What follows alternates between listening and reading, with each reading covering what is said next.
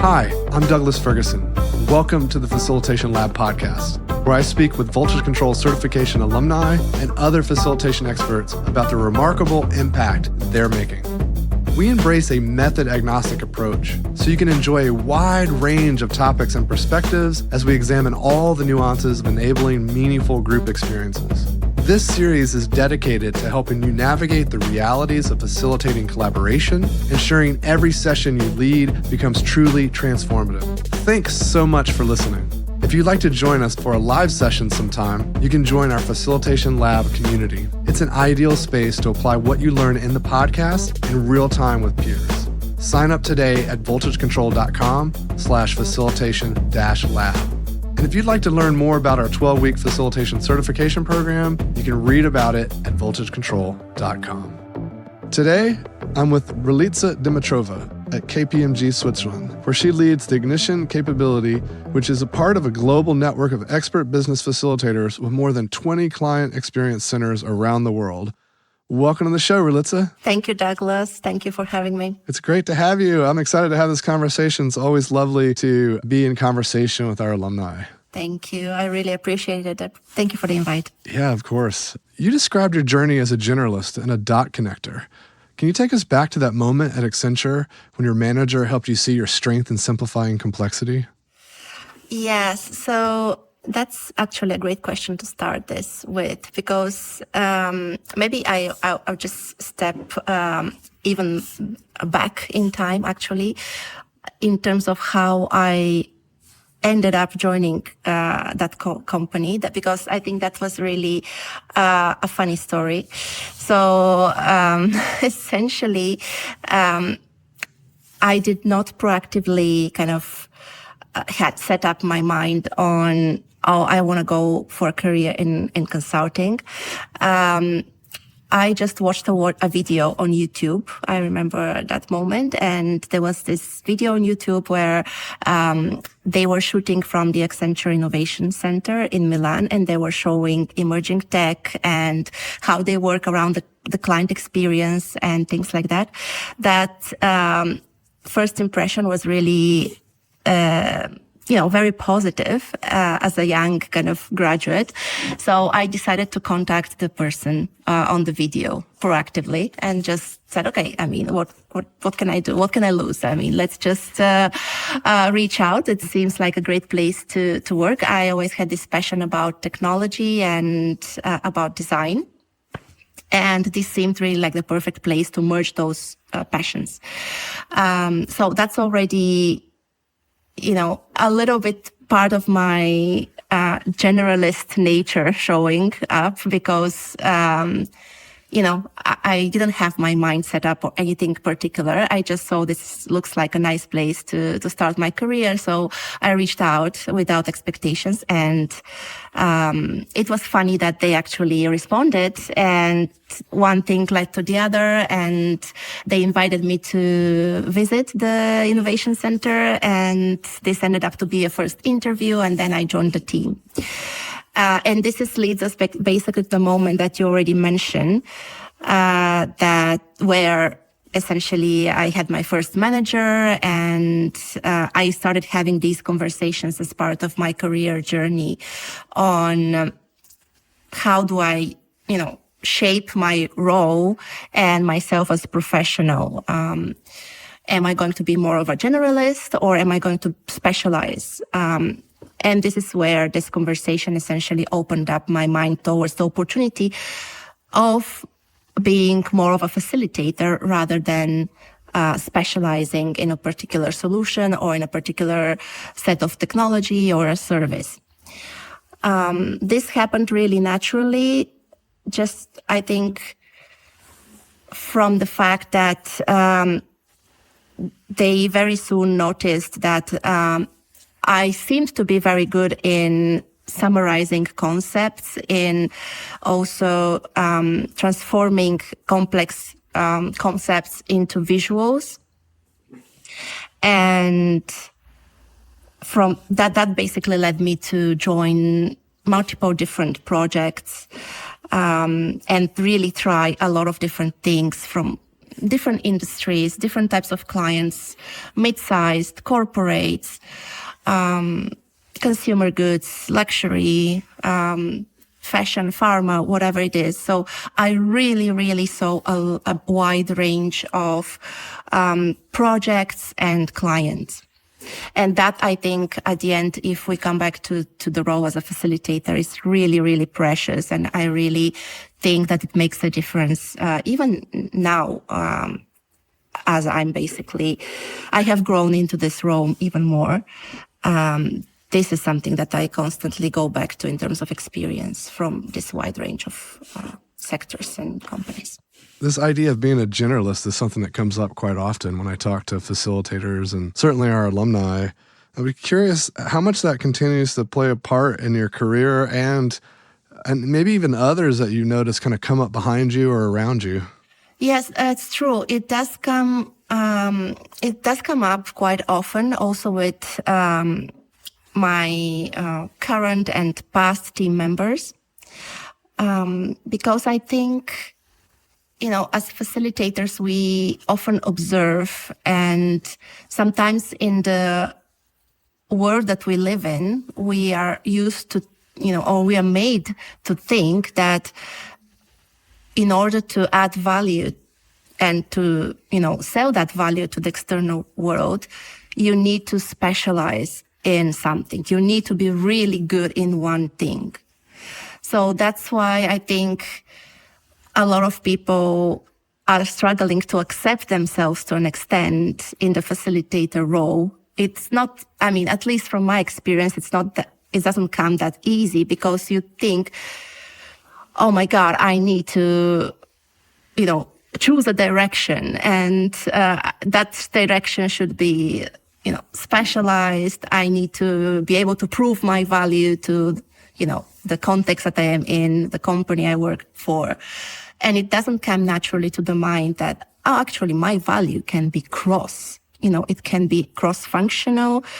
It can be, I actually can be a facilitator. It does not come as a immediate, job description, or at least from my experience.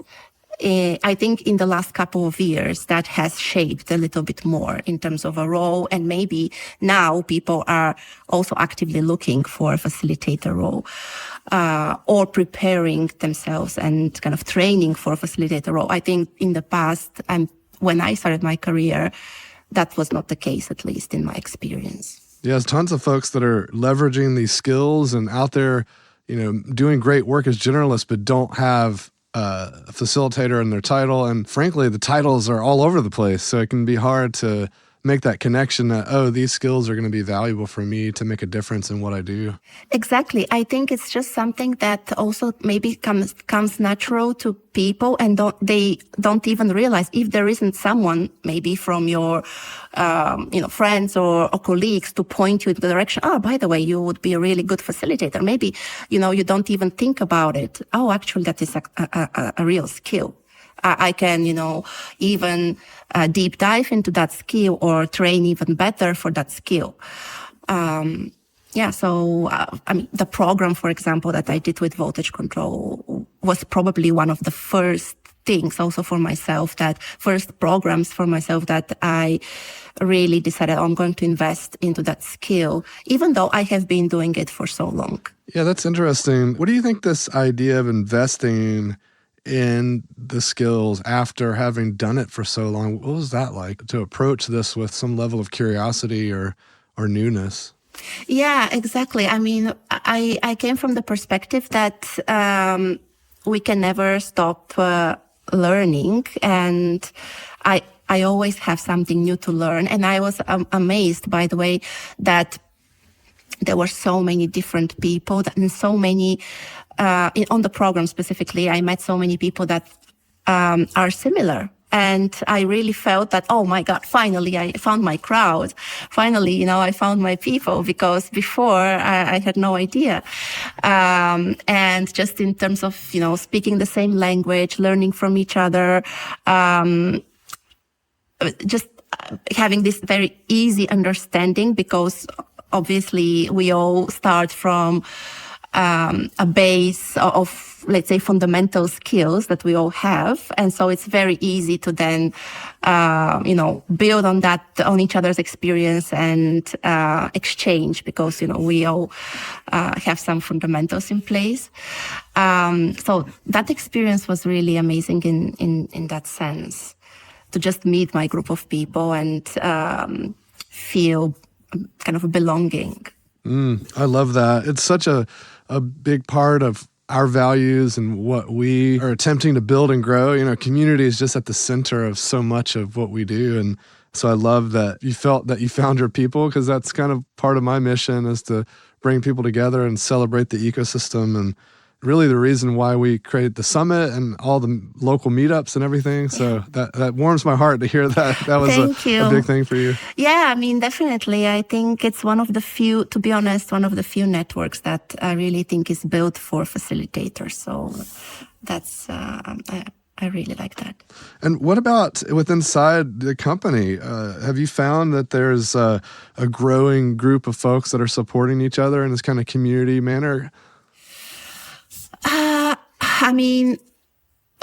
I think in my team, we are definitely, we definitely have created a supportive ecosystem for ourselves. Is that part of the larger culture in the organization? Probably not. But maybe I would like to say not just yet, because then I really would like to also, I'm trying with my team to contribute to an evolution of that corporate environment or culture where collaboration and facilitation becomes actually part of the day-to-day, because I believe that there can be only benefits to the way, at least consultants, because it's my, I talk about my, work environment, but at least consultants engage with clients and the way they provide professional services, the way they interact with clients. I think there is only benefits to be realized there if facilitation and collaboration becomes part of the culture and becomes part of the day-to-day.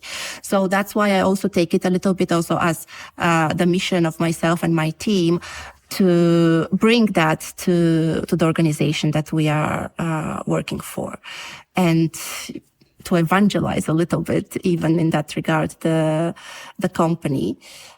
Yeah, I think it's infectious, when teams start to work in this way and are intentional about making it part of your everyday and not just, oh, this is a special workshop. If we really embed it in what we do and how we come together, other teams start to notice, and then it starts to just almost infect an organization. So I love that you're at least thinking about doing this locally for your team and, at least changing the lives of the folks that are immediately around you. I think so. And you know what? I think two things. So first, for me, it's very important for my team to live that culture as a team. So whenever we not only like to preach, you need to be more collaborative, you need to use this or that technique to our colleagues, but also to live it in my small team, basically. So every time we try to, make a decision or we need to brainstorm something, we use our own techniques on ourselves as facilitators. We test our techniques. We use them also to brainstorm ideas for the team, to kind of collect and bring up ideas bottom up.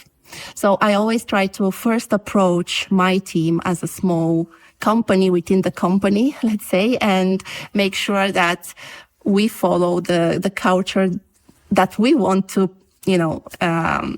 create for the organization. So that's one.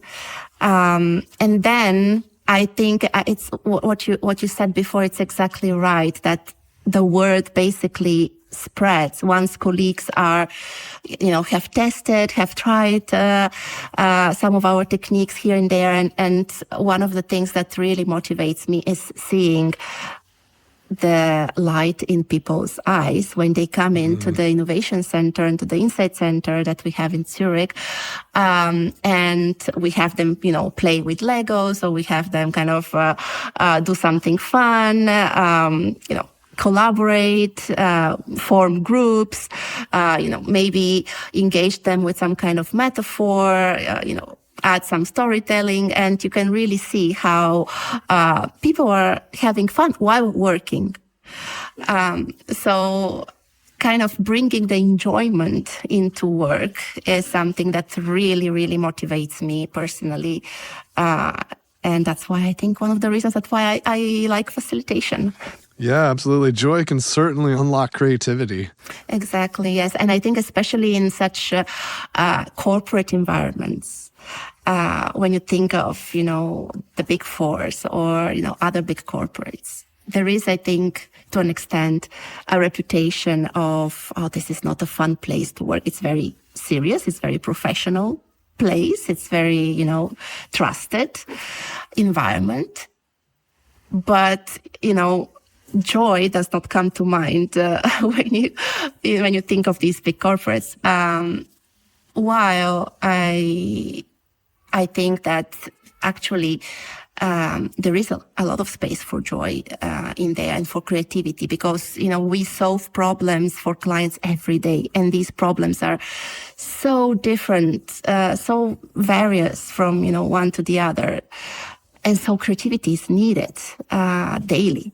So we need to be able to fire creativity through facilitation, for sure. I was just thinking about your story about the early days and reaching out to someone who had inspired you. I think that's really good advice for folks that are just getting their practice started or just getting in their career, reaching out to folks with curiosity and connecting with the community or with folks that are a few steps ahead of you. Was this just a one-time occurrence for you? Is this something that you typically do through your career, just reaching out to others and with curiosity? Yeah, I love reaching out to others. Generally, I never had a problem to kind of ask for advice and be inspired by someone. Like if I saw something, maybe a snippet of the work that someone else has done, I really like to kind of, first of all, reach out to congratulate them on the great work, and second, to also kind of understand more. So that I think is something that I've always done, and yeah, I think it can only benefit a person if you make it part of a habit to reach out and to share. Sometimes you don't need to have a specific task that you need to accomplish that you would maybe need help with. Sometimes it's literally just, as you said, just out of curiosity, and maybe that's something that will come handy in a few months or years' time. But in the meantime, you have, learned something new. Yeah, so definitely, yeah, that's something that I've always done. Yeah, and I definitely advise people, especially that you are starting their career, that to do so. You can only have a no for, maybe, yeah, they won't respond immediately. And so what, you just tried. Yeah, you can really only benefit. And I love this framing that you had of saying that it doesn't have to be transactional. It doesn't have to, you don't have to expect something out of it. Yeah. And I think coupled with this point you made, which I want to highlight, which is, starting off with some appreciation and gratitude, saying, hey, thanks for putting this out into the world. I really appreciate it. They might be thinking about something new they haven't shared. They might notice something about you. Even just something offhanded or simple that they say might have a profound effect on you, even if they don't go out of the way and do anything special. Just something they say in response could click and be of high value. So it's totally worthwhile to put out those questions and put the curiosities out in the world. Absolutely. And I think it comes back to, again, what I believe is the role of the facilitator. And back to the topic of being a generalist, because you are constantly collecting different types of information that maybe you don't know if that would be useful for you today or tomorrow. But again, going back to connecting the dots, yes, because by reaching out to people, by being curious about different types of information, not only in your professional kind of area, but also outside of it, I think really contributes to a facilitator being able, in a workshop, let's say, on the spot, bring up the right example or bring up the right metaphor or the right association that would make concepts click for people.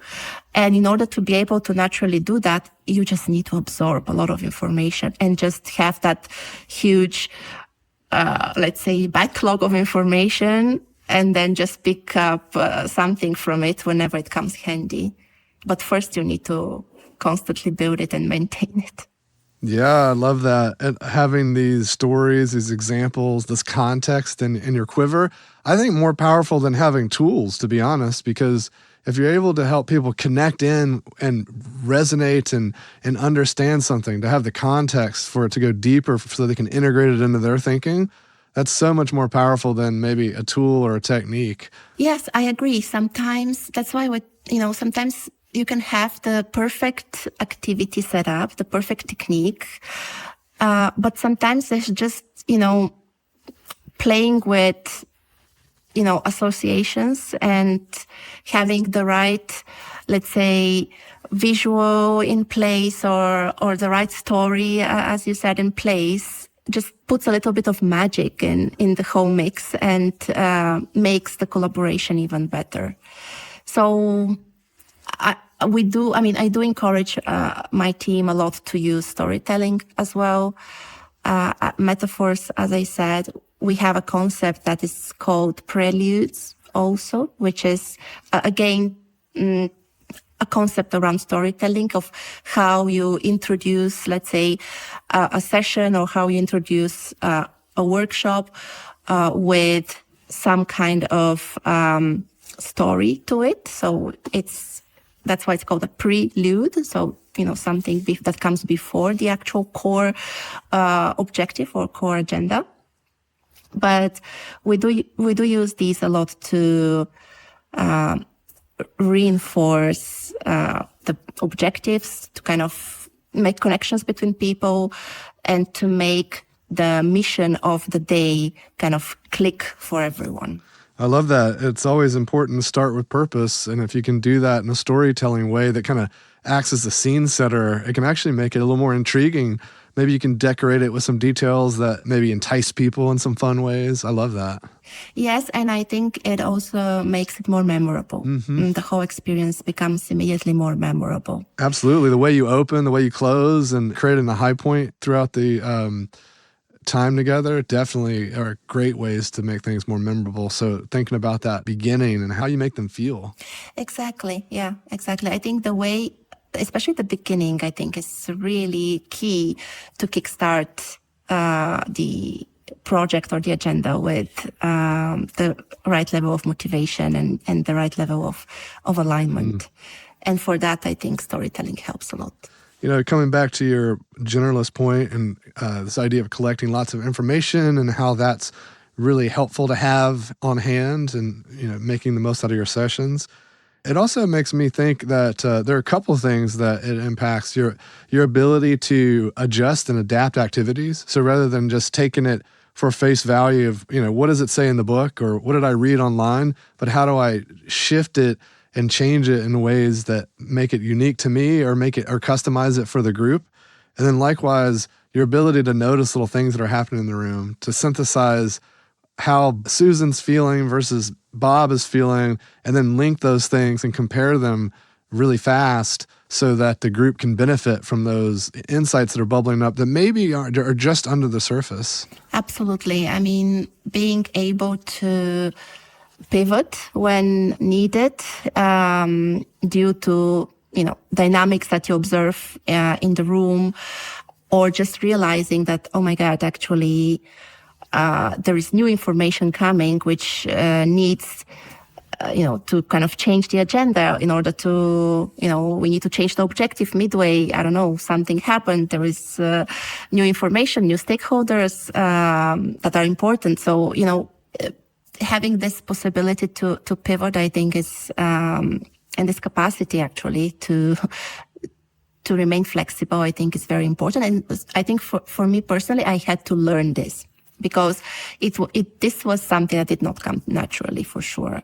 I'm very much of a perfectionist. I very much prepare. I really want to have the plan ready.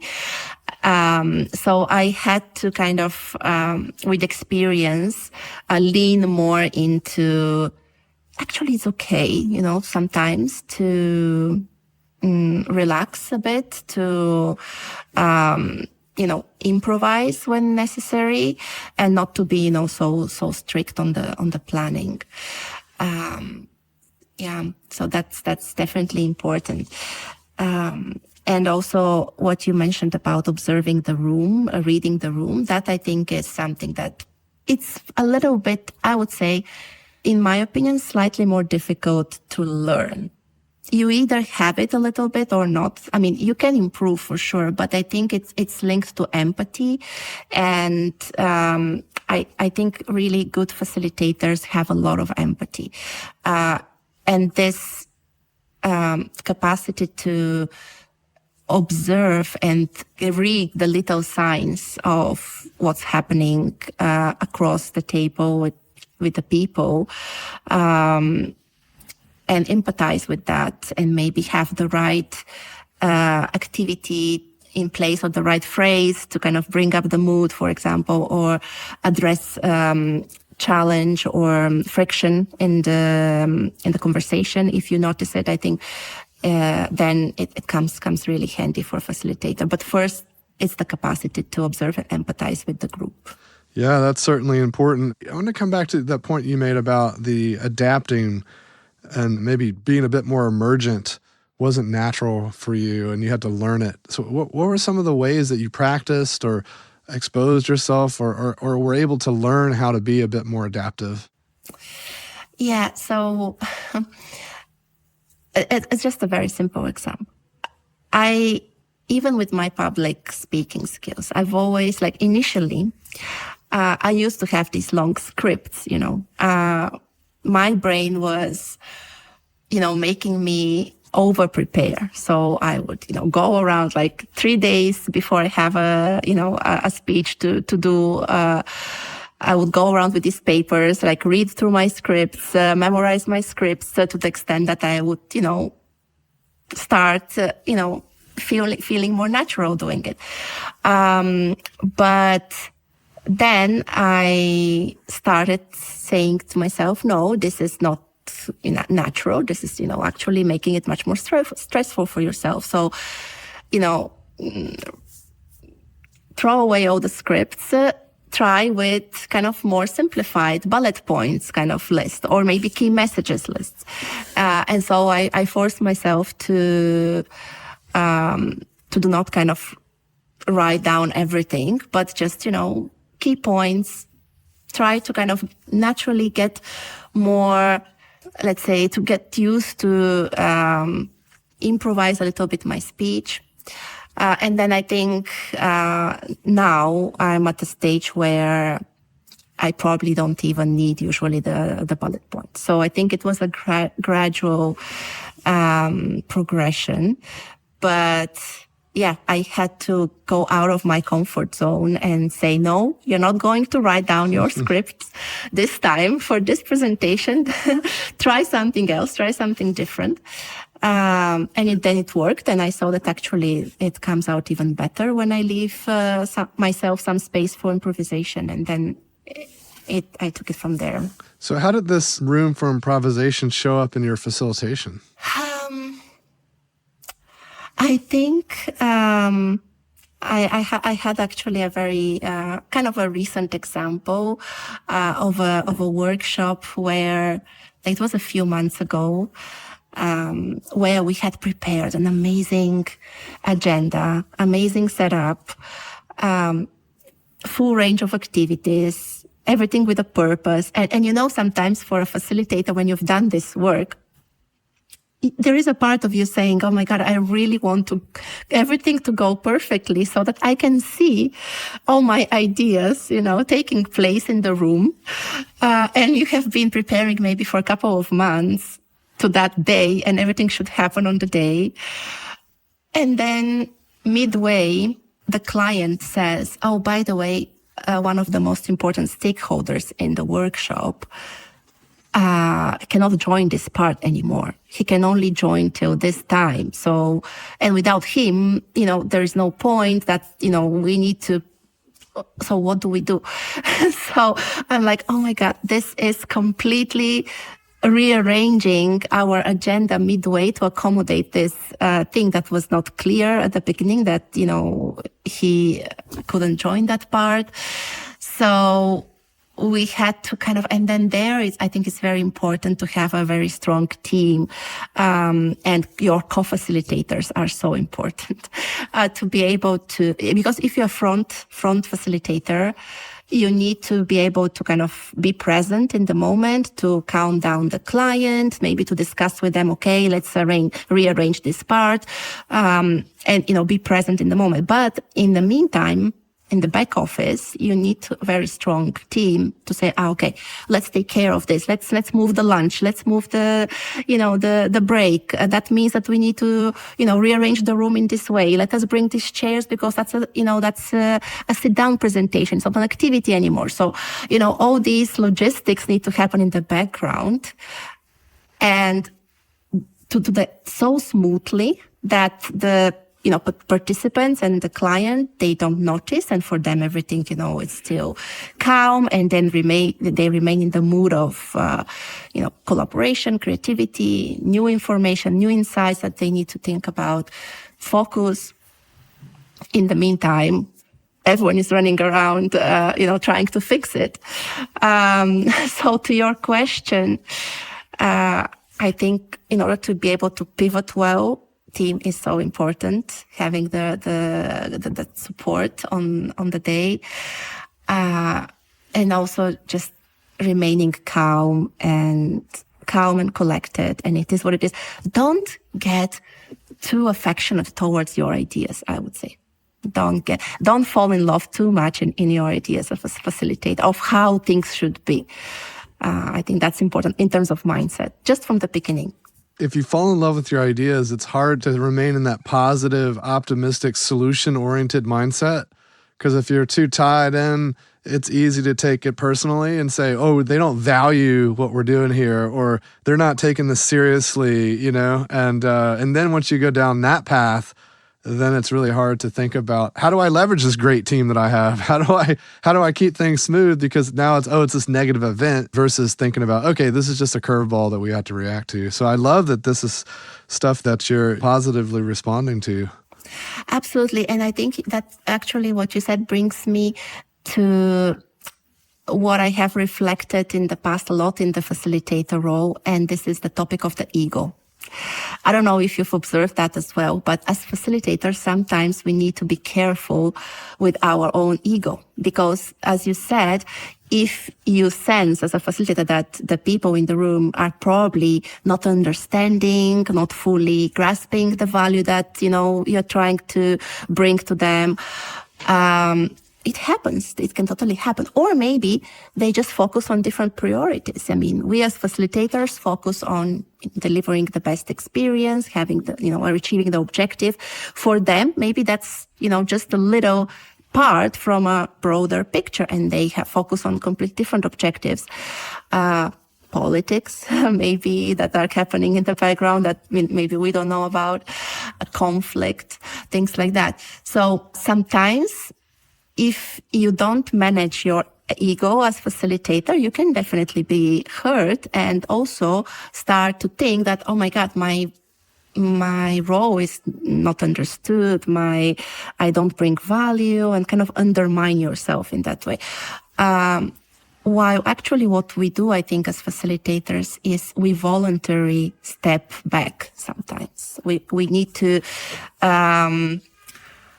be mindful of when do we reinforce our presence and when we kind of need to step back. And we do this, I think, with generosity. I think it's a great act of generosity when we observe and we understand actually that the room maybe needs a bit less at the moment. So I need to, step back or allow them to sort themselves or things like that. That's also, I think, part of great facilitation without that impacting you personally. Yes, well said, well said.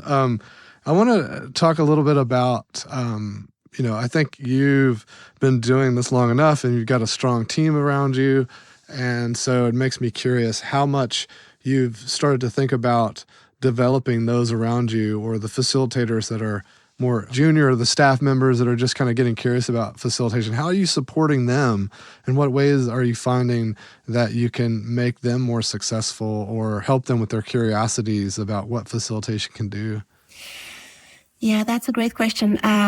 Something that I really believe into is personal development and learning. So we have a very supportive company in that way. When we are willing to explore learning opportunities, we always get support in terms of courses, in terms of even, a couple of days conference or event that my team members join. So we are always looking for training on methodologies. For example, if someone from my team members expresses interest in certain methodology, they can freely explore what are the options on the market and come back to us and say, I found this and that course, I want to do this, what do you think? And we would consider it, and very often or usually we'll sponsor it. So for that, I think is very important, and it's one way to keep them curious. The other way for me is by giving them the freedom to explore topics. And kind of sometimes we assign to each other techniques or, create a prelude about this, or maybe explore if we can do this and that activity, or let's test this other thing out. So I like to establish this culture of experimentation. Very recently, for example, with my team, we, without, receiving it as a task from somewhere, we just decided to go a little bit deeper into signals of change and observing and collecting signals of change. So we started just, as a team on a Friday afternoon, kind of setting up some time, silent collaboration time, I call it. So we get on a Teams call for an hour. We don't speak. It's silent collaboration time, but we are together on that call. Everyone researches signals, the first half an hour, and the second half an hour we kind of share. So this we did purely for experimentation purposes, because we didn't have a specific objective in a sense that, we need to collect X amount of signals in order to create an observatory, in order to publish a thought leadership piece or anything like that. We were, okay, let's just see if this can, be part of our day-to-day, if we can get into the habit of collecting signals, and let's see where this would lead us towards, So we have been doing this for more than 6 months now. And now we are to the point where we have to, reflect back and see, okay, what did we learn? Is this something that we want to continue doing in the future? How can we create an output out of this? And I've always been transparent to my team members that, if you have the time, you join. If you don't, you don't this time. But, we do this as a team, and maybe we can also fail. Maybe we do it for some time and we realize, actually, we cannot benefit, and that's fine. In the meantime, we have, learned a practice. And that probably would become part of what we do also outside of work. So yeah, that's another experimentation, I think, is also very important. Yeah, that was one of my questions. Like, what experiments are you most excited about trying next? Whether it's tools or formats or audiences. At the moment, obviously, AI is a big topic. So experimenting with technology and how that can influence what we do as facilitators, as storytellers, is, where I see a lot of potential for doing things differently. The other day I was thinking also, like, if we project ourselves in the future, what would a workshop be from a facilitator point of view if I need to facilitate between humans and maybe AI agents? And so would I do the same activities? Would I base myself on the same methodological foundation if I need to facilitate between AI and humans? What would that look like? So I don't have the answers yet, but it's just I'm reflecting on those questions going forward. And I think in order to have an answer, we need to be the first ones to experiment with these tools and to learn about these tools and to be prepared to understand how they work. Absolutely. We were running a workshop at South by Southwest, and it was focused on AI teammates. So really this curiosity of, rather than using AI as a tool, because so many of us default to, it's a one-on-one thing where I need this result, I'm going to ask it to do this thing, versus bringing it into the collaboration context and having the team react to it, or having it react to things the team's generating and back and forth. And it was really quite fun. People started to consider what was possible from a whole new lens. Absolutely. I think for the moment, we also have, experimented a lot with AI as a supporting tool, as you say, as a helpful assistant, maybe in the preparation of the workshop mainly. But I really want to push ourselves a little bit more to see, okay, what would that mean if AI is actually a participant? And we have tried out a few things, but I still think there is a lot of potential there to explore and to understand how that would work. Yeah, I love that. And it comes back to what you were saying earlier about the importance of being a generalist and how that role has a lot of value. And I'd argue with AI becoming more and more prominent and getting specialized in certain things and able to do certain specialized tasks or have specialized knowledge, this generalist that can question and draw things together across these different perspectives is going to be even more and more valuable. Yeah, I think so. I think I'm very much thinking about, would I have a role in the future, because we have experimented with AI, building agendas, building activities, brainstorming the whole concept. So I'm like, okay, AI can do this. So then as a facilitator, where, what is the value that I would bring in a future when maybe I would have an agent that would do these tasks for me. So maybe I don't even need to, analyze the objectives. Maybe I don't even need to, for sure, I won't need to script the agenda. Probably an AI agent would even schedule the initial calls with my clients. I don't know. So for sure, a lot of these tasks will be outsourced to my agent that would probably have also already my knowledge. The agent will probably already have also would be already fed with my experience. So, then would that mean that, I would just, go and facilitate face to face? Would that even be a need anymore? Or maybe there will be a virtual assistant on a video that would do the talking. I don't know. So I'm definitely curious about how that vision of the future would look like. But I do think that there is a lot of truth in what you're saying, that it will be more important to have a generalist knowledge in order to create connections between worlds. Because all the specialization seems that can be outsourced to an AI. But the true human creativity, I think, is really in making unexpected connections. But I don't know. I still have to live and see. I think that's what the future is about, is we'll see what unfolds. Exactly.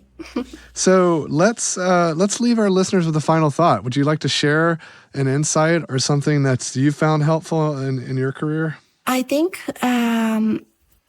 maybe this last topic that we touched upon makes me think about the fact that we live in so exciting times. I think it's really, we have the chance nowadays to redefine how we do work and really to redefine what work means for humans and even kind of further define the foundations of human and AI collaboration. So I think I would like to leave the listeners with this inspiration to think about what that future collaboration between humans and AI could look like. And as facilitators, how can we shape that? And what would our role be? So more than an insight, it's actually a question. But I think it's also part of our job as facilitators to ask the questions. Yeah, let's facilitate our future. I like that. Well, thank you so much for being on the show and this amazing conversation. It's been so much fun. I really appreciate it, Ralitsa. Thank you so much, Douglas. Thanks again for the invitation. I hope this was insightful for the listeners. Thanks for joining me for another episode of the Facilitation Lab podcast. If you enjoyed the episode, please leave us a review and be sure to subscribe and receive updates when new episodes are released. We love listener tales and invite you to share your facilitation stories. Send them to us on LinkedIn or via email. If you want to know more, head over to our blog, where I post weekly articles and resources about facilitation, team dynamics, and collaboration. voltagecontrol.com.